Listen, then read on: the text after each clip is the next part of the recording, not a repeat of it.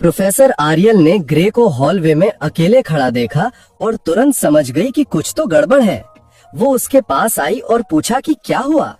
Grey ने आवाज सुन के मुड़ गया, हैरानी में उनका नाम बोला। फिर नजरें चुराकर और अपने सर के पीछे खुजलाते हुए उसने धीरे से परेशानी में बताया कि किसी रैंडम स्टूडेंट ने उसे फोकट में लात मार दी। वो स्टूडेंट बोल रहा था कि उसके जैसे डिवाइन आई स्पेशल एडमिट्स को एकेडमी के हॉल्स में घूमना भी नहीं चाहिए। प्रोफेसर आर्यन ने लंबे समय तक उसे ऊपर से नीचे तक देखा। कोई चोट नहीं, कोई वेपन नहीं, यूनिफॉर्म पर एक छोटा सा निशान भी नहीं। टेक्निकली वो कुछ रिपोर्ट नहीं कर सकती थी और ये सोचकर उनके कंधे परेशानी से झुक गए। फिर अपने होठों पर शरारत भरी मुस्कान लेते हुए उन्होंने पूछा कि वो जाके उस स्टूडेंट को क्यों नहीं पकड़ता और उससे लड़ता। ग्रे ने आंखें झपकाई। उनका ये सजेशन सुन के बिल्कुल हैरान था।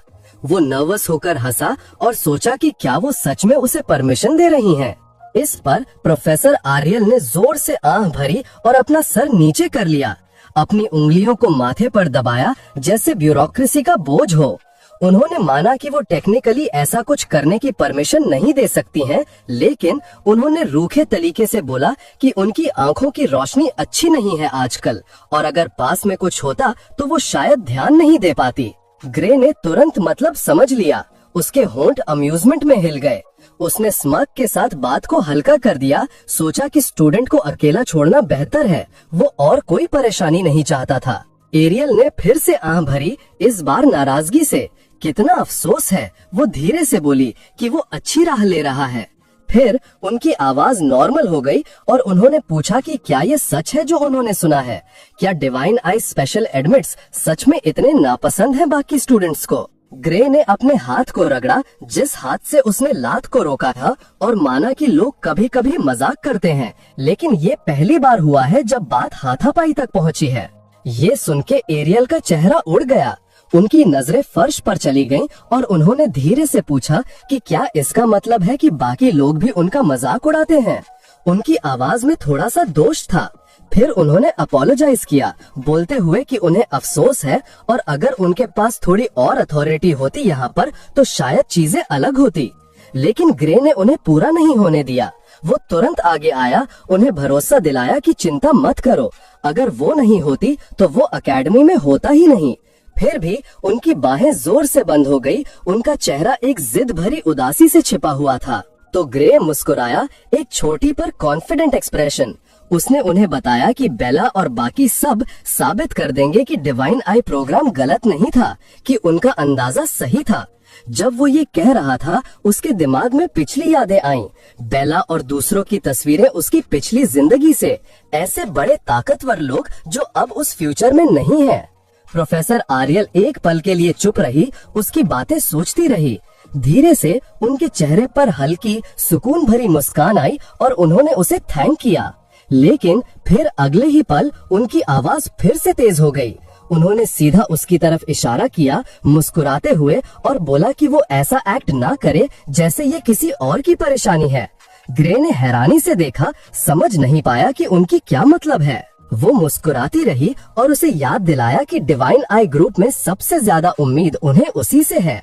उन्होंने दूसरों का नाम लिया, Amy White, Leek Muller, Jacob Bloomfield, और बोला कि उनसे पहली स्पेशल एडमिट्स की तरह वो सब भी टॉप टियर बनेंगे।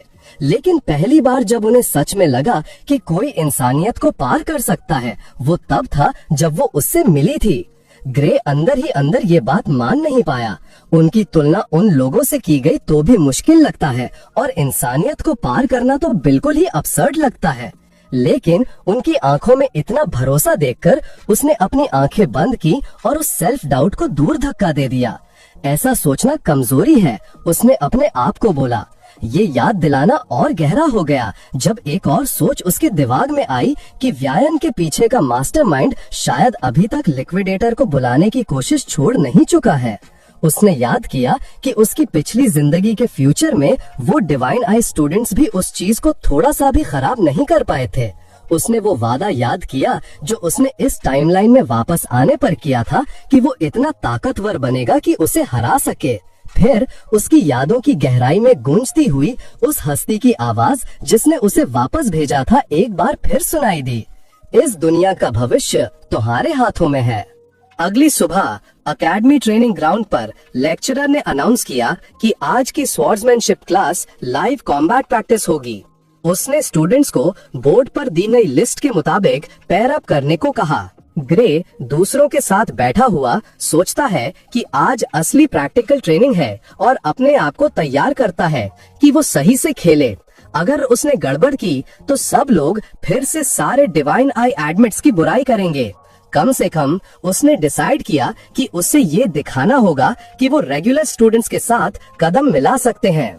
उसने भीड़ में अपना नाम ढूंढने की कोशिश की और जब उसे वो आखिर में मिला, उसका दिल बैठ गया। उसका नाम ग्रे ली लियोन हार्डोपियास के साथ पैड था। उसने याद किया कि लियोन हार्डोपियास स्वॉर्ड्समैनशिप कोर्स का टॉप है, दूसरे शब्दों में एकेडमी का सबसे ताकतवर फर्स्ट ईयर। प्रोफेसर प्रैक्टिकल शुरू करने से पहले हल्के से बोला कि उसने स्टूडेंट्स को सिमिलर स्किल लेवल्स के हिसाब से मैच करने की कोशिश की है, उन्हें बोलते हुए कि इसे एक असली लड़ाई की तरह मानो। ग्रे की गर्दन पर ठंडा पसीना बह निकला और उसके चेहरे पर एक दुख भरी मुस्कान आई। सिमिलर स्किल लेवल्स का आइडिया एक जालिम मजाक लगता है। उसने सोचा कि वो सबसे टॉप स्टूडेंट से कैसे लड़ रहा है, जबकि वो स्पेशल एडमिट की तरह मुश्किल से एकेडमी में आया था। उसे ये भी याद है कि लियोन हार्ट को पहले ही डिवाइन आई स्टूडेंट्स नापसंद हैं और जैसे दिखता है वो शायद उस पिछली घटना के बाद उनमें से किसी एक को जोर से मारना चाहता है। जब ग्रे सोच में खोया हुआ था, उसके कंधे पर एक अचानक थपकी ने उसे होश में लाया। वो मुड़ा और उसकी आंखें हैरानी से फैल गईं जब उसने लियोन हार्डोपियास को वहां खड़े देखा, अपनी यूजुअल कॉन्फिडेंट ग्रिन के साथ। लियोन हार्डोपियास ने अपनी मुट्ठी अपने चेहरे तक लाई। उसकी आंखें खुशी से चमक रही थी जब उसे रियलाइज हुआ कि वो और ग्रे साथ में पैड हुए हैं। ये सोचकर वो गर्व से भर गया। वो अपनी खुशी को छिपा नहीं पाया कि वो उसे लॉर्ड ग्रे कहता है, उसके साथ पार्टनर है। लियोन हार्ट के लिए ये उसके सारे एफर्ट्स का परफेक्ट रिवॉर्ड था जो उसने क्लास में टॉप पर आने के लिए किया था। वो अंदर ही अंदर एंटिसिपेशन से फटा जा रहा था। अपने आप को पहले ही बोल रहा था कि उसने किसी और से ज्यादा ट्रेन किया है, कि ये आखिर में उसका मौका है ये साबित करने का। अपने दिल में वो मांग रहा था कि लॉर्ड ग्रे उसके असली स्वॉर्ड्समैनशिप को देखे। ग्रे लेकिन एक पल के लिए हिला नहीं, बिल्कुल अनजान था लियोन हार्ट ने जो आइडियलाइज्ड इमेज उसकी बना रखी थी। जब उसे आखिर में वो एडमिरेशन लियोन हार्ट की आंखों में दिखाई दी, उसने उसे पूरी तरह से गलत समझ लिया। ग्रे को वो ज्यादा तेज मुस्कान सिनिस्टर लगी, जैसे उस शख्स की ग्रिन जो उसे लीगली मारने का मौका ढूंढ रहा हो। ये सोचकर वो परेशान हो गया, लेकिन उसने पोलाइट तरीके से जवाब दिया, बोला कि वो तैयार है। हालांकि उसका दिमाग पहले ही घूम रहा था। कुछ ही देर बाद जब सब पैर ऑफ हो चुके थे, इंस्ट्रक्टर ने पूछा कि क्या क्लास तैयार है। किसी ने जवाब नहीं दिया। चुप्पी को हामी मानकर प्रोफेसर ने बस उन्हें शुरू करने को कहा। एक पल में पूरा ट्रेनिंग हॉल तलवार की आवाज से गूंज उठा। तलवार की चिंगारियां हवा में फैल गई जब स्टूडेंट्स आगे बढ़े, रोके और टकराए। लियोन हार्ट ने पहली चाल चली। अपने हमले का ऐलान एक जंगली खुशी के साथ किया जिसने फर्श को हिला दिया। जिस पल उनकी तलवारें टकराईं, हवा एक तेज आवाज और एनर्जी के साथ गूंज उठा। लियोन हार्ट के स्ट्राइक के पीछे की ताकत ने ग्रे को कुछ कदम पीछे धकेल दिया, उसके गार्ड के बावजूद। दोनों हाथों से हिल्ट को पकड़कर भी उसे धक्का देने वाली शक्ति बहुत ज्यादा लगी। लियोन हार्ट ने हाथ नहीं छोड़ा। उसका अगला वार तेज था और जोर से था। ग्रे को और ज्यादा ऑफ बैलेंस कर दिया। इससे पहले कि ग्रे संभाल पाता, लियोन हार्ट ने एक और स्ट्राइक किया। हिंसा, साफ और डेंजरसली प्रिसाइज। ब्लेड की चमक ग्रे की आंखों के पास से गुजरी, इतनी पास कि उसे हवा का बदलाव महसूस हुआ अपनी स्किन पर। इंस्टिंक्ट काम कर गई। ग्रे ने अपने पैर जमाए और अपने आप को एक जोर से सोच समझकर किए गए स्विंग से जवाब दिया। उसकी तलवार हवा में गूंजी लियोन हार्ट की तरफ कट रही थी, लेकिन लियोन हार्ट नहीं हटा। उसने हमले को सीधा परफेक्ट पैरी के साथ मुलाकात की, मुस्कुराते हुए जैसे कि पूरी बात उसे खुश कर रही हो। लियोन हार्ट के शब्द कम आवाज में रूम में गूंजे। ग्रे की तारीफ एक बात की उसे विश्वास नहीं हो रहा कि वो रेगुलर एडमिशन से नहीं आया है, लेकिन ग्रे ने जवाब नहीं दिया। उसका फोकस तेज हो गया जब लड़ाई चलती रही। लियोन हार्ट के मूवमेंट्स और तेज हो गए। उसकी ब्लेड एक ब्लर बन गई। हर स्विंग फ्लूइड और प्रिसाइज, इतना साफ कि हर मोशन हवा में एक हल्का आफ्टर इमेज छोड़ गई। ग्रे ने उससे स्ट्राइक पर स्ट्राइक से मुलाकात की, टाइमिंग और रिदम को मैच किया। वो इस सब के बीच में ये सोचने से नहीं रुक पाया कि वो जितना सोचा था उससे ज्यादा अच्छा कर रहा है। उसने सोचा था कि वो तुरंत ही हार जाएगा, लेकिन किसी तरह वो सामने टिक रहा है। फिर भी वो सच जानता है, वो लियोन हार्ट की असली ताकत को मैच नहीं कर सकता, अपनी पूरी ताकत तलवार के पीछे लगाकर भी नहीं। जितना ज्यादा वो टकराए उतना ही साफ हो गया कि लियोन हार्ट का स्वॉर्ड्समैनशिप दूसरे लेवल पर है। एक सही by the book style, polite लेकिन डरावने हद तक परफेक्टेड। वो थोड़ी देर के लिए रुके। ग्रे ने अपने पैर जमाए और सोचा कि अपने सारे पिछले एक्सपीरियंस और अपने मास्टर की ट्रेनिंग के बावजूद लियोन हार्ट अपनी पहली जिंदगी में एक मॉन्स्टर है। फिर लियोन हार्ट ने फिर से हमला किया, हाथ में एक पावरफुल स्ट्राइक और चेहरे पर एक उत्सुक ग्रिन।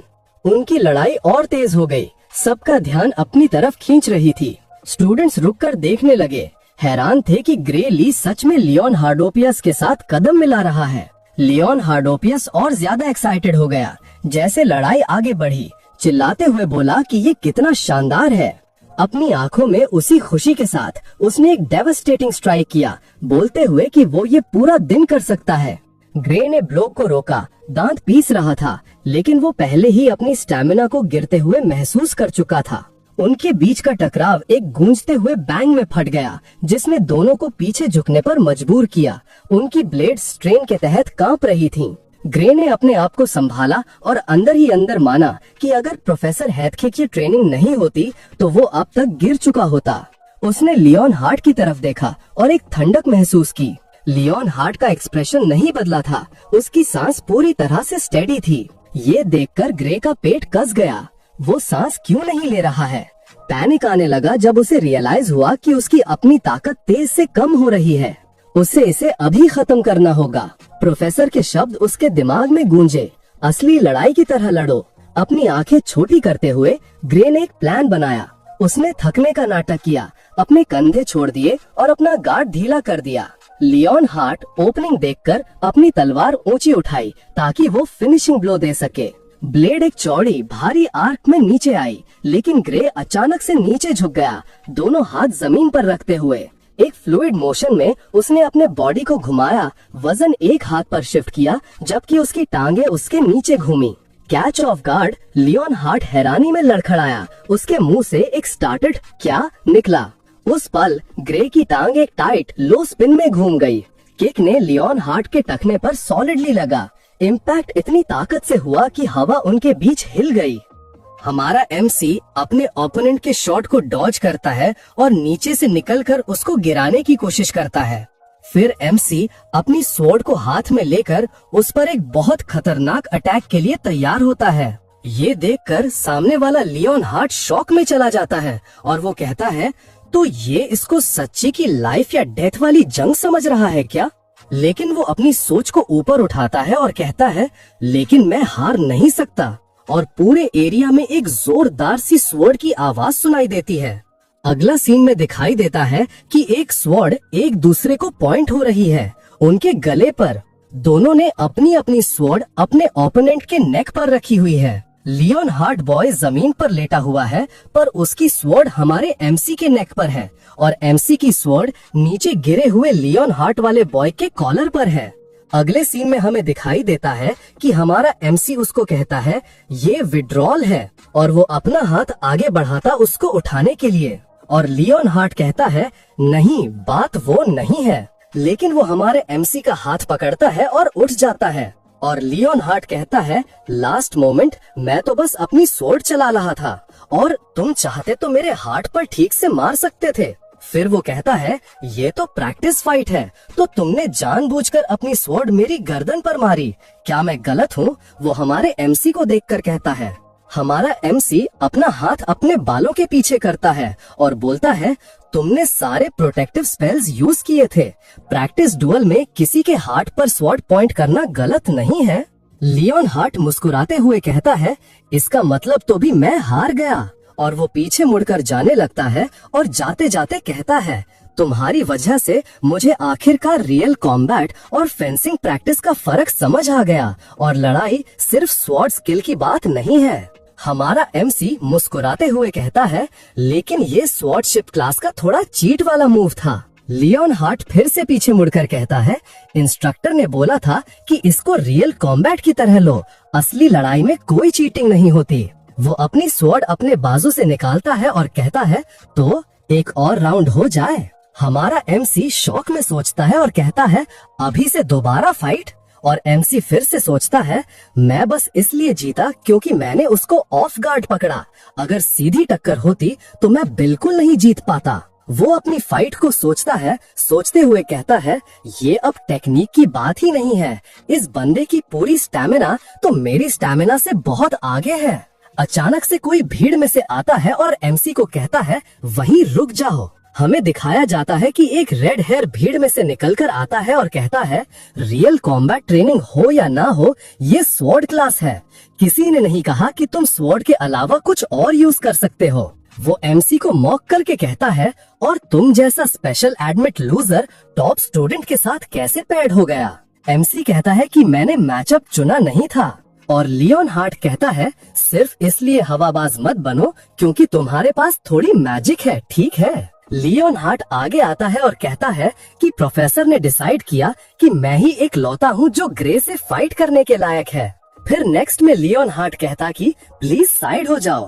तभी बीच में से एक टीचर निकल कर आता है और कहता है, जैसा लियोन ने बोला, मैंने ये मिस मैचिंग मैचअप बनाया था। वो आगे आते हुए कहता है, मैंने बोला था कि मैंने स्टूडेंट्स को सिमिलर ओवरऑल स्ट्रेंथ के हिसाब से पेयर किया है, राइट। लियोन हार्ट स्मग करता है और हमारा टीचर कहता है, ग्रे एक लौता है जो लियोन का सामना कर सकता है। वो रेड हेयर बॉय की तरफ देखते हुए कहता है, अगर तुम खुश नहीं हो तो खुद ट्राई कर लो, ग्रे को हराओ और तुम लियोन के ओपोनेंट बन सकते हो। रेड हेयर बॉय पूरे एंगर में कहता है, मुझे ठीक है। वो एमसी को मॉक करके कहता है, मैं तो उस एग्जामिनर को हराकर यहाँ आया हूँ, मुझे उन लोगों में मत गिनो जिनको बस मुश्किल से पासिंग मार्क्स मिले या जो पास हो ही नहीं पाए। और येलो उसको देखते हुए सोचता है, ये ग्रे को उसकी एडमिशन कैटेगरी से जज कर रहा है, उसकी असली ताकत जाने बिना। फिर वो कहता है, ऐसा लग रहा है जैसे मैं अपने पुराने वाले खुद को देख रहा हूँ। लियोन हार्ट हमारे एमसी को देखते हुए कहता है, ये अच्छा मौका है, सच में उसकी पावर को पहचान मिलनी चाहिए। वो रेड हेयर बॉय को देखते हुए कहता है, लेकिन सबसे जरूरी बात, तुमने लॉर्ड ग्रे के साथ मेरा टाइम खराब कर दिया। रेड हेयर बॉय अचानक से एक डेडली फीलिंग देता है और लियोन हार्ट को एक डेडली लुक देता है और कहता है, इस गलती के लिए तुम्हें मौत मिलनी चाहिए। रेड हेयर बॉय शॉक में चला जाता है और वो कहता है, ये इतना गुस्से में क्यों है। टीचर ग्रे को देखते हुए कहता है, अगर तुम्हें रियल कॉम्बैट के रूल्स पसंद नहीं तो ठीक है, तुम सिर्फ अपनी स्वॉर्ड यूज कर सकते हो। ग्रे, क्या तुम इसमें ठीक हो। हमारा एमसी सोचता है और कहता है, मुझे कोई आइडिया नहीं ये लड़का कितना स्ट्रांग है, लेकिन अगर वो रेगुलर एग्जाम से एकेडमी में आया है तो ये आसान नहीं होगा। एमसी कहता है, उसकी स्टैमिना और ताकत मुझसे जरूर बेहतर है, मेरे मास्टर की टफ ट्रेनिंग के बाद भी। मैं सालों की अच्छी डाइट और कंडीशनिंग को नहीं हरा सकता। एमसी उसके स्वॉर्ड की तरफ देखते हुए कहता है, मुझे अपनी स्किल पर उतना कॉन्फिडेंस नहीं है, लेकिन अगर मैं हार गया तो मुझे निकाला तो नहीं जाएगा, राइट। टीचर कहता है, ये तो बस क्लास प्रैक्टिस है, फिर भी आसान मत होने देना एक दूसरे पर। हमारा एमसी और रेड हेयर बॉय दोनों रेडी होते हैं फाइटिंग के लिए और एमसी कहता है, ठीक है। अगले सीन में दिखाया जाता है कि रेड हेयर बॉय पूरे स्ट्रेंथ के साथ एमसी के ऊपर चार्ज करता है और एमसी डिफेंसिव पोजीशन में खड़ा रहता है और रेड हेयर बॉय एक स्मर्क लुक से अटैक करते हुए कहता है, अब इस स्पेशल एडमिट को उसकी जगह दिखाने का टाइम है। वो अगले सीन में कहता है, अपना स्टूपिड रोल जानो। हमें दिखाया जाता है कि उन दोनों की स्वॉर्ड अचानक एक दूसरे से कोलाइड करती है और एक फ्लैशिंग लाइट से चमकती है और एमसी अचानक से कुछ सोचता है और अपनी स्वॉर्ड को हल्का सा टेढ़ा करता है और एक फेटल ब्लो मारता है रेड हेयर बॉय के स्वॉर्ड पर। और रेड हेयर बॉय पीछे चला जाता है और शॉक में चला जाता है। और एमसी कहता है इसकी पावर कुछ खास नहीं है। दिखाया जाता है कि वो पीछे होकर अपनी स्वॉर्ड को बैलेंस करता है रेड हेयर बॉय और सोचता है कि इसकी पावर इतनी ज्यादा कैसे है। एमसी उसको देखते हुए कहता है क्या वो खुद को रोक रहा है। अचानक से एमसी हल्का सा अटैक करता है जिसकी वजह से वो अटैक उस रेड हेयर बॉय पर लगता है और उसकी स्वॉर्ड हाथों से छूट जाती है और उसके नाक से खून निकलने लगता है और वो पीछे जाकर गिर जाता है।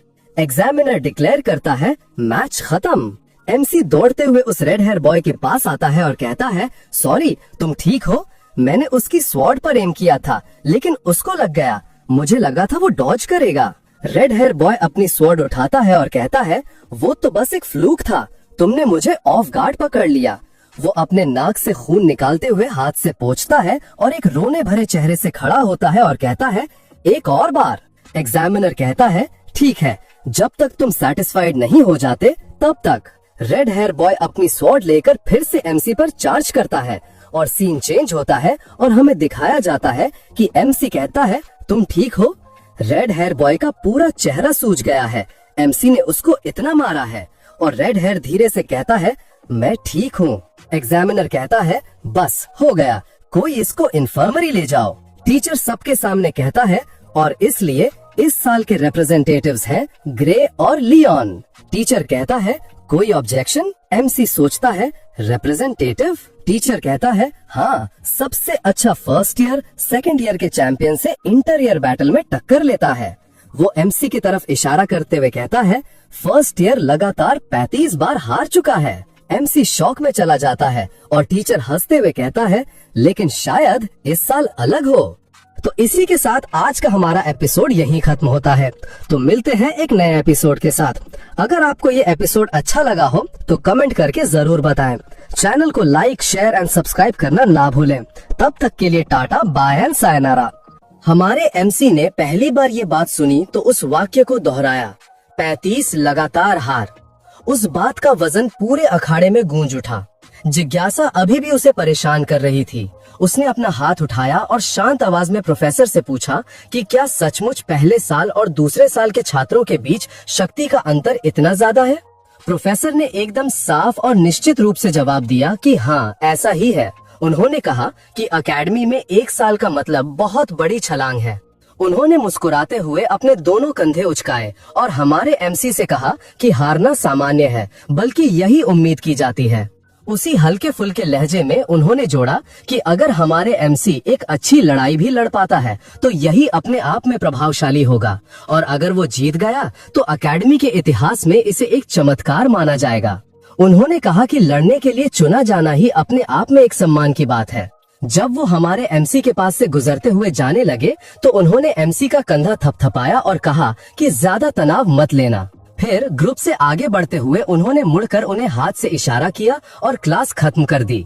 छात्र तुरंत आपस में बातें करने लगे, लेकिन एमसी वहीं खड़ा रहा। आने वाली इंटर ईयर लड़ाई के बारे में सोचता रहा। उसने महसूस किया कि ये उतना गंभीर नहीं है जितना उसने पहले सोचा था। फिर भी अपने हाथ जेबों में डाले उसने ऊपर देखा और ये निष्कर्ष निकाला कि दिव्य नेत्र स्पेशल स्टूडेंट होने के नाते ये साबित करने का ये बेहतरीन मौका है कि वो सच में लड़ सकता है। अकेडमी के बिल्डिंग पर अपनी आंखें जमाए हुए उसने खुद से कहा कि उसे कड़ी ट्रेनिंग करनी होगी। बाद में अकेडमी के अंदर एक गहरे कमरे में प्रोफेसर लोग एक लंबी मेज के चारों ओर बैठे थे, जिसके सिर पर हेडमास्टर थे। हेडमास्टर ने आज की फैकल्टी मीटिंग का आखिरी एजेंडा घोषित किया, प्रोफेसर बुधरा का प्रस्ताव। बुधरा ने अपनी कुर्सी पर खुद को ठीक किया और अपना विषय फिर से उठाया। उन्होंने प्रस्ताव रखा कि दिव्य नेत्र की स्पेशल स्टूडेंट एमी वाइट को निकाल दिया जाए। एरियल ने सीधे उनकी तरफ देखा और पूछा कि वो ऐसी बात क्यों कह रहे हैं। उसने उन्हें याद दिलाया कि दिव्य नेत्र के छात्रों को संभालने की जिम्मेदारी उसी की है। बुधरा ने सख्ती से जवाब दिया कि असल में समस्या यही है। एमी वाइट की तस्वीरें उनके दिमाग में कौंध गईं जब उन्होंने ऐलान किया कि वो तीसरे साल की आगे बढ़ने वाली परीक्षा में फेल हो गई, और इसके बावजूद वो सिर्फ इसलिए रुकी हुई है क्योंकि वो एक स्पेशल एडमिशन है। हेडमास्टर की तरफ मुड़ते हुए उन्होंने दोहराया कि बाकी हर छात्र जो फेल हुआ उसे निकाल दिया गया और पूछा कि ये किसी के लिए कैसे सही लग सकता है। हेडमास्टर चुपचाप गहरी सोच में डूबे हुए सुन रहे थे। एरियल ने समझाया कि जैसा कि वो पहले ही बता चुकी हैं, एमी वाइट लगातार टॉप क्लास वर्ल्ड लेवल की युद्ध शक्ति की तरफ बढ़ रही है। क्योंकि अभी उसके शरीर पर उसका साइड इफेक्ट बहुत ज्यादा है, इसलिए वो अपनी पूरी शक्ति नहीं दिखा पाती। एरियल ने कहा कि अगर ऐसा नहीं होता तो एमी वाइट पास हो जाती, लेकिन इससे पहले कि उसका स्पष्टीकरण कमरे में गूंजना बंद होता, बुधरा ने उसकी बातों को काट दिया और कहा कि वही बहाना बार बार मत दोहराओ। उनके बगल के एक प्रोफेसर भी उसमें शामिल हो गए, ये दावा करते हुए कि अगर वो कहते हैं कि एमी वाइट साइड इफेक्ट से पीड़ित है, तो अचानक एक बेकार छात्र भी एक छिपी हुई प्रतिभाशाली लगने लगती है। उन्होंने पूछा कि एरियल कब तक गुप्त शक्तियों के बारे में ये कल्पनाएं फैलाती रहेगी। एरियल ने पलटवार करते हुए कहा कि ये सच है और जोर दिया कि एमी किसी भी दिन, शायद कल भी, पूरा नियंत्रण हासिल कर सकती है और उसे बहुत जल्दी दबाव डालना उसे हमेशा के लिए ये मौका खोने पर मजबूर कर सकता है। लेकिन उसी प्रोफेसर ने उसे सख्त घूरते हुए याद दिलाया कि वो ये बहाना पहले भी इस्तेमाल कर चुकी है। लगभग गुस्से में उन्होंने पूछा कि क्या उसका इरादा ये है कि जो अकेडमी के मानकों को पूरा नहीं कर सकता वो बस अनिश्चित काल तक यहीं रुका रहे। एरियल, जो बाहर से शांत थी, ने उन्हें याद दिलाया कि अकेडमी असाधारण प्रतिभाओं को पालने के लिए बनी है। उसने कहा कि किसी प्रतिभावन को सिर्फ इसलिए निकाल देना क्योंकि वो सिस्टम में ठीक से फिट नहीं होता, तो इससे पूरा उद्देश्य ही खत्म हो जाता है। बुधरा के होठों पर एक शरारती मुस्कान फैल गई जब उन्होंने प्रतिभा शब्द दोहराया। एकदम आराम से उन्होंने कहा कि हो सकता है पुराने जमाने में स्पेशल पिक प्रभावशाली रहे हों, लेकिन अभी का बैच नाकामियों से भरा है। उन्होंने एक एक करके नाम गिनाने शुरू किए, एमी वाइट, बेला अल्ब्राइट, जैकब ब्लूमफील्ड, जब तक वो उस नाम पर रुके और दावा किया कि दिव्य नेत्र अब अपनी धार खोता जा रहा है। उनके बगल वाले प्रोफेसर ने हल्की मुस्कान दी और सुझाव दिया कि शायद दिव्य नेत्र कार्यक्रम को पूरी तरह से खत्म करने का समय आ गया है। उन्हें हल्की हंसी आ गई। एरियल अकड़ गई, इसे खत्म कर दो। इन शब्दों से वो हैरान थी। उसने पूछा कि उनके कहने का मतलब क्या है। बुधरा ने समझाया कि दिव्य नेत्र का स्पेशल एडमिशन बहुत पहले संस्थापकों की परिषद ने बनाया था और इसे उसी तरह खत्म किया जा सकता है अगर आधे से ज्यादा फैकल्टी सहमत हो। उन्होंने उसे याद दिलाया कि उसे ये बात पहले से पता होनी चाहिए। लंबी चुप्पी के बाद एक और प्रोफेसर बोला, ये मानते हुए कि अभी के दिव्य नेत्र छात्र प्रभावित नहीं करते। उन्होंने स्वीकार किया कि बेला अल्ब्राइट में सुधार हुआ है, लेकिन उन्होंने इसे कोई बड़ी उपलब्धि नहीं माना। और तो और वो कहता है कि उसकी शक्ति की क्षमता पर सवाल उठाए जा रहे हैं। एरियल जवाब ढूंढते हुए पसीना बहाने लगती है। मीटिंग बातचीत में बदल जाती है। कुछ प्रोफेसर खुलकर हंस रहे होते हैं। जो किसी का पक्ष नहीं ले रहे थे वो या तो नजरें चुराते हैं या चुप रहते हैं। एरियल उन सब को देखती है, जवाब देने की इच्छा को दबाते हुए। उसे अब जाकर पता चलता है कि डिवाइन आई के खिलाफ बोलने वाले लोग उसकी उम्मीद से कहीं ज्यादा है। अगर ऐसा ही चलता रहा तो वो सच में इस प्रोग्राम को बंद करवा देंगे। बुधरा फिर से गंभीर आवाज और उत्साहित आंखों के साथ बोलता है, ये ऐलान करते हुए कि ये प्रोग्राम बहुत लंबे समय से पुराना हो चुका है। वो पूछता है कि क्या अब समय नहीं आ गया कि सब आगे बढ़ें? उसे चिढ़ाते हुए वो उस इशारे की नकल करता है जो वो अपना डिवाइन आई शुरू करने से पहले करती है और पूछता है कि क्या वो अब भी ये दावा करेगी कि वो बाकियों से बेहतर प्रतिभा पहचान सकती है। उसके पीछे बैठा एक प्रोफेसर हंसता है। एरियल खुद को रोकती है। मेज के नीचे उसकी मुट्ठियां बंधी हैं, क्योंकि हालांकि वो हाँ कहना चाहती है, वो जानती है कि वो उनसे बेहतर जानती है, लेकिन वो ये भी जानती है कि ऐसा जवाब उन्हें और भड़काएगा। उनकी बातचीत जारी रहती है। वो उसका मजाक उड़ाते हैं और वो इसे सहती है, क्योंकि वो जानती है कि इस मीटिंग से बहुत पहले से ही वो लोग उसे नापसंद करते हैं। उन प्रोफेसरों को देखकर जो अभी भी शांत हैं, वो खुद से मानती है कि कुछ लोग अब भी सोचते हैं कि क्या इस प्रोग्राम से अकेडमी को फायदा होता है। अगर वो उन्हें अपनी तरफ करना चाहती है तो वो कुछ भी ऐसा नहीं कह सकती जो उन्हें दूर करे। इसलिए वो सब कुछ अंदर ही निकल जाती है। बुधरा अपना सिर हिलाता है और मुस्कुराते हुए उसे ताना मारता है। पूछता है कि क्या उसकी जुबान पर ताला लग गया है। वो उसे बताता है कि उसे पता होना चाहिए कि अब उसका समय जा चुका है। उसके पास बैठा प्रोफेसर जोड़ता है कि हो सकता है उसने कभी कुछ हासिल किया हो, लेकिन शायद अब समय आ गया है कि वो अपनी विरासत खराब करने से पहले रिटायर हो जाए। बुधरा जोर से हंस पड़ता है। तभी उनमें से एक मुस्कुराता है और कहता है कि अगर वो अपने पसंदीदा छात्रों को अपनी मर्जी से आगे बढ़ाना चाहती है तो उसे अपना खुद का स्कूल शुरू करना चाहिए। उनकी हंसी गूंज उठती है। एक तो अपनी कुर्सी से लगभग गिर जाता है। उसका मजाक उड़ाते हुए जोर से चिल्लाता है कि क्या शानदार विचार है और उसे शुभकामना देता है कि उसे ऐसे छात्र मिले जो एक बेकार हो चुके डिवाइन आई के पीछे चलना चाहें। उनकी हंसी उसे चुभती है। जैसे ही वो अपना सिर नीचे करती है, उसके माथे से पसीना बहता है। वो खुद को समझाती है कि वो अभी भी असली प्रतिभा को पहचान सकती है। उन छात्रों को बस और समय चाहिए। अगर उन्हें समय मिलेगा तो वे खुद को साबित करेंगे। अब उसका बस एक ही काम है कि वो इन प्रोफेसरों को ऐसा होने से पहले उन्हें निकालने से रोके। वो अपनी निगाह उठाती है, खामोशी से किसी भी चीज की भीख मांगती है, कोई भी सहारा जो इस प्रोग्राम को बचा सके। जैसे किसी ने इशारा किया हो, कोई बोल पड़ता है, पूछता है कि क्या डिवाइन आई का कोई छात्र हमारे एमसी नाम का नहीं था। उसका ध्यान तुरंत उस आवाज की तरफ जाता है। दो प्रोफेसर उसके बारे में बात करते हैं।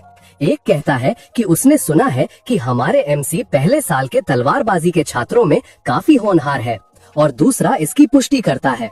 वो ये भी जोड़ता है कि हमारे एमसी को इंटर ईयर लड़ाई के लिए भी चुना गया था। बुधरा की दिलचस्पी बढ़ जाती है। अपनी आंखों में एक ठंडी चमक के साथ वो कहता है कि वो हमारे एमसी लड़का सच में होनहार लगता है। वो प्रस्ताव रखता है कि वे हमारे एमसी को मुकाबले में खुद को साबित करने दे। वो परिणाम देखने के बाद डिवाइन आई प्रोग्राम का भविष्य तय कर सकते हैं।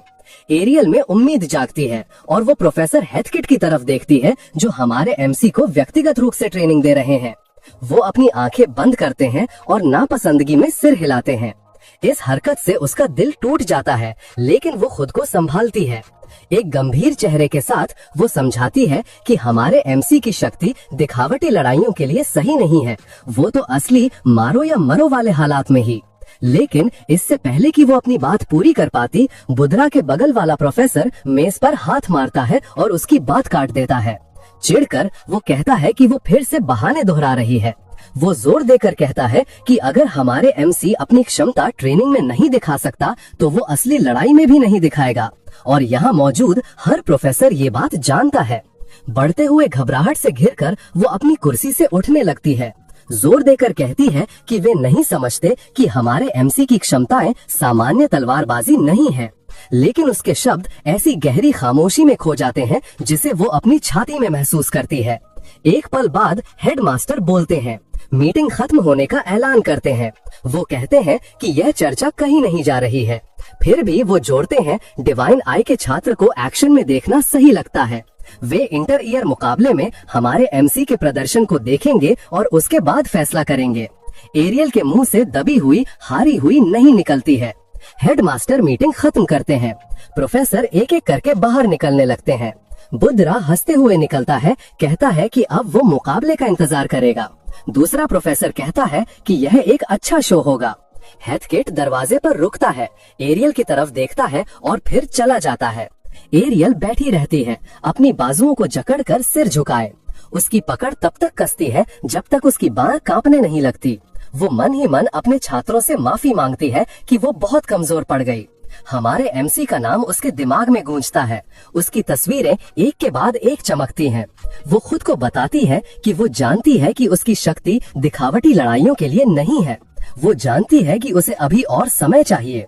उसको पता है कि वो जिसके लिए उम्मीद कर रही है वो बहुत ज्यादा है। फिर भी उसका पूरा बदन थर थर कांप रहा है और वो पूरी शिद्दत से चाहती है कि हमारे एमसी उनकी मदद करे। वो अंदर की तरफ सिमटकर कांपते हुए बस यही चाहती है कि वो उन बच्चों की मदद करे जो सच में बहुत खास टैलेंट रखते हैं। जब वो अपने दांत पीसती है तो एक आंसू उसके गाल से फिसल जाता है। वो मजबूरी में अपना चेहरा नीचे झुकाए हुए है और उसका चेहरा लाल पड़ गया है। उसकी दोनों आंखों से आंसू गिरने लगते हैं जब वो पूरी तरह से उम्मीद करती है कि हमारे एमसी उन्हें स्कूल से निकाले जाने से बचा ले। साल के बीच की उस लड़ाई का दिन। अकेडमी का मैदान तेज घनी जादुई रोशनी के नीचे चमक रहा है। मैदान के बीच में घोषणा करने वाले प्रोफेसर ने अपनी आवाज उठाई जो मजबूत और हुक्म देने वाली थी। उन्होंने सबको बताया कि सब ठीक है और अब वो साल के बीच वाली लड़ाई शुरू करेंगे। उनका लहजा उत्सुकता की हल्की गुनगुनाहट को चीरते हुए निकल गया। वो शानदार तरीके से बड़ी गंभीरता के साथ प्रतियोगियों को पेश करना जारी रखते हैं। सबसे पहले वो पहले साल के सबसे बेहतरीन स्टूडेंट लियन हार्डापियस को बुलाते हैं। लियन आगे बढ़ता है, शांत है, लेकिन स्पॉटलाइट में थोड़ा घबराया हुआ लगता है। अगले ही पल प्रोफेसर दूसरे साल के टॉप स्टूडेंट ल्यूनल हार्टमन की घोषणा करते हैं, जिसके शांत विश्वास को देखकर भीड़ में सरगोशियां होने लगती हैं। फिर वो चुनौती देने वालों की तरफ मुड़ते हैं। शुरू करते हैं पहले साल के चैलेंजर हमारा एमसी ली से। हमारा एमसी आगे बढ़ता है, अखाड़े की ऊर्जा उसकी जिल्द पर धक धक करती महसूस होती है। और आखिर में दूसरे साल का चैलेंजर डेबल रडार। हमारा एमसी डेबल को देखता है और उसको झटके की तरह पहचान आती है। यही वो आदमी है जिसने हॉल में मुझे अचानक से पकड़ लिया था। वो चारों एक सीधी लाइन में खड़े हैं। सामने खड़ा घोषणा करने वाला प्रोफेसर कहता है कि स्कूल देखेगा कि ये सब क्या कर सकते हैं। उनके शब्दों में बहुत वजन था। आगे की पंक्ति वाली सीटों पर आमतौर पर जितने प्रोफेसर होने चाहिए उससे कहीं ज्यादा प्रोफेसर एक साथ बैठे थे। उन सब की मौजूदगी से जांच की एक दीवार सी बन गई थी। खासकर प्रोफेसर बुधरा हमारा एमसी को घूर रहे थे। उनकी आंखों में खुला तिरस्कार चमक रहा था। लियन इस अजीब भीड़ को देखता है और थोड़ा सा हार्टमन की तरफ झुकता है। वो सोचता है कि इतने सारे प्रोफेसर ये मुकाबला देखने आए हैं। वो हार्टमन से पूछता है कि क्या साल के बीच की लड़ाइयां आमतौर पर ऐसी ही होती हैं? हार्टमन भी इतनी भीड़ से बेचैन है। वो पक्के तौर पर मना करता है, कहता है कि पिछले साल तो सिर्फ 3 तलवारबाजी के प्रोफेसर ही आने की जहमत उठाई थी। उसकी नजर फिर से प्रोफेसर की सीटों की तरफ उठती है और वो मन ही मन सोचता है कि आज इतने सारे क्यों हैं। लियन के दिमाग में एक बात चमकती है। अपनी समझ पर गर्व महसूस करते हुए वो अपने हाथ बांधता है और जोर से सोचता है, प्रोफेसर पक्का हमारा एमसी के बारे में जानने को उत्सुक होंगे। वो अपनी बात से सहमत होकर बार बार सर हिलाने लगता है, जबकि हार्टमन बस हैरानी से उसे देखता रहता है। प्रोफेसर बुधरा आखिरकार बोलते हैं, सीधे लियन से कहते हैं कि उसका अनुमान सही है। वो यहाँ डिवाइन आई खास दाखिले वालों की आखिरी लड़ाई देखने आए हैं। तुरंत मैदान के आसपास के स्टूडेंट्स आपस में मुड़कर उलझन में सरगोशियां करने लगते हैं। हमारा एमसी बुधरा की तरफ देखता है। उसकी भौएं उलझन में सिकुड़ जाती हैं। आखिरी? बुधरा अपनी नजर प्रोफेसर एरियल की तरफ घुमाता है और हमारा एमसी से निशाना लगाते हुए मजाक के अंदाज में पूछता है, क्या मतलब है? उसकी घूर उससे एरियल पर टिकी रहती है, जैसे सीधा दोष उसी पर डाल रहा हो। फिर बुधरा अपनी आंखें हमारा एमसी की तरफ लाता है। उसकी आवाज खुशी भरी बेरहमी से तेज हो जाती है। उसे बताता है कि डिवाइन आई क्लास को खत्म किया जा रहा है। वो शब्द हमारा एमसी के दिमाग में जोर से टकराते हैं। वो जम जाता है, सांस रुक जाती है और हिचकिचाते हुए खत्म किया जा रहा है बोलता है। सदमा उसकी आवाज में घुल जाता है। वो एरियल की तरफ मुड़ता है, उसके चेहरे को देखता है, पूछता है कि क्या बुधरा जो कह रहा है वो सच है। एरियल का सर नीचे ही रहता है। एक बोझ उसके कंधों को अंदर की तरफ खींच लेता है। वो मन में सोचती है कि उसे पता था, अगर वो हमारा एमसी को बता देती तो वो खुद को बहुत ज्यादा आगे धकेल देता। उसके दिमाग में वो पल घूम जाता है जब हमारा एमसी ने उस शक्ति का इस्तेमाल करके उसकी और बेला की जान बचाने के लिए अपनी जान दांव पर लगा दी थी, ये जानते हुए कि अगर वो अभी अपनी इस हालत में उसका दोबारा इस्तेमाल करता है तो वो मर भी सकता है। वो होठों से धीरे से सांस लेती है, अपने फैसले को मजबूत करती है।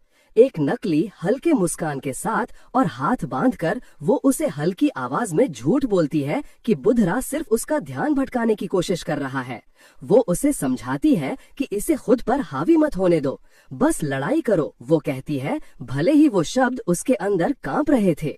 हमारा एमसी उसे खामोशी से देखता है। उसकी आंखें पतली हो जाती हैं जब वो उसके खड़े होने का तरीका, उसके भाव को जांचता है।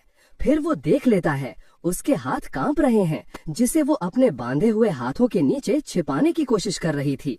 वो अपनी नजर नीचे कर लेता है, घूरना बंद कर देता है। वो सांस लेता है, खुद को शांत करता है और आंखें बंद कर लेता है। बुधरा तिरस्कार में हंसी छोड़ता है, घेन उस आवाज से टपक रही थी। वो अपनी आवाज ऊंची करता है। जहल एरियल की तरफ निकलता है। एरियल बिना हिले रहती है, जवाब देने से मना करती है, लेकिन हमारा एमसी तेजी से अपना सर उठाता है। उसकी आंखों में रोका हुआ गुस्सा चमक रहा था। वो बुधरा से कहता है कि वो ये बात जाने नहीं दे सकता। बुधरा हैरानी में पलक झपकाता है और अपना तिरस्कार फिर से नीचे करता है। वो पूछता है। हमारा एमसी अपनी नजर उस पर टिकाए रखता है। वो बुधरा से कहता है कि प्रोफेसर उसका अपमान करें, उससे कोई फर्क नहीं पड़ता। बुधरा भले ही उसकी धज्जियां उड़ा दे, कोई बात नहीं, पर उसे प्रोफेसर एरियल के फैसले पर कभी भी सवाल नहीं उठाना चाहिए। हमारा एमसी की आवाज में जो दृढ़ता थी, उससे एरियल के दिल में एक चिंगारी जगी। उसने ऊपर देखा, आंखें चौड़ी थीं। इस अचानक बचाव से वो हैरान थी। बर्ड के चेहरे पर झुंझलाहट आ गई। उसने हमारा एमसी की तरफ उंगली दिखाते हुए ऊंची आवाज में पूछा कि आखिर एरियल को उसमें कैसी ताकत नजर आई है। एरियल के अलावा बाकी लोग जिनका दिमाग अभी खराब नहीं हुआ है, उन्हें यकीन है कि हमारा एमसी बुरी तरह हारेगा। हमारा एमसी ने बिना किसी हिचकिचाहट के जवाब दिया। उसकी तेज निगाहें जरा भी नहीं डिगी। ठीक है, वो सोचता है, मन ही मन बर्ड को बोलता है कि उसे खुद को सही साबित करने का मौका दे। बुढ़ा अब खुलेआम गुस्सा होने लगा। उंगली दिखाते हुए चिल्लाने लगा। हमारा एमसी को घमंडी बच्चा कहने लगा। दूसरे प्रोफेसर को बीच में आकर उसे शांत करना पड़ा। घोषणा करने वाले प्रोफेसर जल्दी से आगे बढ़े और माहौल को दूसरी तरफ मोड़ा। उन्होंने प्रतियोगियों को आवाज दी, उन्हें अलग होने और अपनी अपनी टीम के साथियों से मिलने को कहा। सब ने बात मान ली। एरियल ने बुढ़ा से मुंह फेर लिया। उसने कांपती हुई सांस छोड़ी। छात्रों को देखते हुए उसने मन ही मन माना कि वो हमारा एमसी के भरोसे की कद्र करती है, लेकिन उसे चिंता थी कि वो क्या करने की सोच रहा है। उसकी नजर लूनल हार्टमन पर गई। वो उसे परखने लगी। अगर हमारा एमसी हार्टमन से लड़ रहा होता, जो दूसरे साल का सबसे बढ़िया छात्र है, तो हमारा एमसी की व्यावहारिक तलवारबाजी में शायद उसे थोड़ी सी उम्मीद मिल सकती थी। लेकिन फिर उसने हमारा एमसी के असली विरोधी की तरफ देखा। उसका दिल बैठ गया। उसका मुकाबला डेबिल राडार से हुआ था, जो सबसे बुरा जोड़ा था। डेबिल, जिसका दिमाग ब्रैडली ने सर्जरी करके उसकी प्रतिक्रिया की गति को अमानवीय स्तर तक बढ़ा दिया था। डेबिल, जो असल में एक जीता जागता हथियार था। उसकी धड़कन तेज हो गई। हमारा एमसी के घात लगाकर हमला करने वाले तरीके के लिए वो सबसे खराब विरोधी था। उसने घूंट भरा। उसके सीने में डर बैठ गया। क्या हमारा एमसी उस क्षमता का इस्तेमाल करने वाला है? ग्रे के अखाड़े से पूरी तरह बाहर निकलने से पहले वो उसका नाम लेकर आवाज लगाती है। आवाज सुनते ही वो तुरंत पलटता है। वो अपने हाथ को कस कर पकड़ लेती है। अपनी आवाज को स्थिर रखने की कोशिश कर रही है। वो दूसरी तरफ देखती है और उससे कहती है कि वो उसकी चिंता ना करे। ग्रे जवाब देने के लिए मुंह खोलता है, पर रुक जाता है। वो फिर से मुंह बंद कर लेता है। फिर वो पूरी तरह उसकी तरफ मुड़ता है, एक आत्मविश्वास भरी मुस्कान देता है। चमकती हुई, स्थिर, भरोसा दिलाने वाली मुस्कान। मुझे पता है वो मन में सोचता है जब वो ये कहता है। कुछ ही देर बाद उद्घोषक प्रोफेसर अपनी आवाज फिर उठाते हैं। घोषणा करते हैं कि अब वो सर्वश्रेष्ठ छात्र का मैच शुरू करेंगे। वो प्रतिनिधियों को आगे आने के लिए बुलाते हैं। वो चमकती हुई सुरक्षा रुकावट के पीछे अभ्यास की जगह के बाहर खड़ा है। वो समझाता है कि अखाड़े को खतरनाक चोटों से बचाने के लिए सुरक्षा वाले जादू से ढका गया है और विरोधी की सुरक्षा कवच को छूना ही जीत माना जाएगा। वो उनसे कहते हैं, लगभग जमीन पर गिरते गिरते एक पैर उसे थामे रखता है, दूसरा फैला हुआ होता है। उसकी नजर हार्टमैन पर टिकी है। वो अपना खाली हाथ जमीन पर रखता है, तेजी से अपना वजन बदलता है। उसी नीचे वाली जगह से वो ऊपर की तरफ एक किक मारता है। ये वार अप्रत्याशित और बहुत तेज था, लेकिन हार्टमैन 1 इंच से बच जाता है पीछे झुककर। लियोन दांत पीसता है, निराश होते हुए। लगता है मैं लॉर्ड ग्रे की तरह नहीं लड़ सकता। बचने के कारण अभी भी पीछे झुका हुआ हार्टमैन सोच में एक आवाज निकालता है और मानता है कि लियोन काफी अच्छा है। सच कहूँ तो वो अपने पहले साल में हार्टमैन से ज्यादा मजबूत है। वो तेजी से उसके दांतों के बीच से एक गाली निकली। हार्टमैन तुरंत करीब आया। उसकी तलवार ने लियोन की गर्दन की तरफ एक सही चाप बनाया। इससे पहले कि लियोन पलटवार कर पाता, तलवार उसकी सुरक्षा कवच को छू गई, जो एक तेज चमक के साथ सक्रिय हो गया। एक प्रोफेसर ने तुरंत घोषणा की कि मुकाबला खत्म हो गया है। दोनों छात्रों ने अपनी तलवारें नीचे कर लीं। सबसे बेहतरीन छात्र के मुकाबले का जीतने वाला है लूनल हार्टमन। अनाउंसर फिर से अपनी आवाज ऊंची करता है, घोषणा करता है कि अब अगला चैलेंजर मैच शुरू होगा और प्रतिनिधियों को आगे बुलाता है। लियोन मंच से नीचे उतरता है। जब वो हमारा एमसी के पास से गुजरता है तो बिना पीछे देखे उसे शुभकामनाएं देता है।